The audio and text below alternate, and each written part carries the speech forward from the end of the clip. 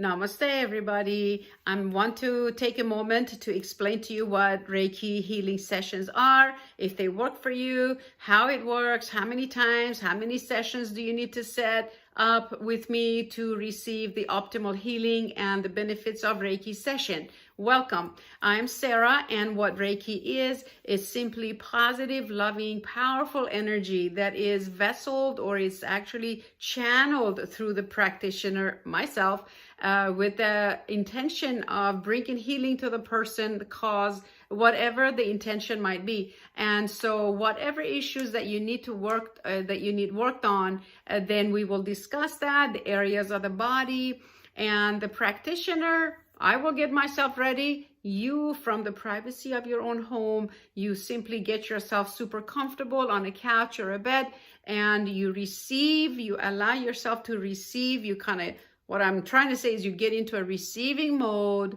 receptive mode for your body to relax and to receive the positive energy that I will be sending. Most often, people will need at least 4 or 5 sessions to heal something that's been a deep-seated issue and they want a resolution for, so about 4 or 5 sessions. But however many people call and they set up a session just one time, once in a while when they can, for relaxation, when the body relaxes, when the channels are balanced, when chakras are balanced, which that's one of the important things that we do during a Reiki session, the body heals itself. So often my clients set up regular standing sessions just to keep their bodies pure and balanced and healed and harmonious. And then the body does what it does best, to heal itself. So I, as a Reiki master, become a channel of healing for you, concentrating through the techniques that I have been trained and sending you that.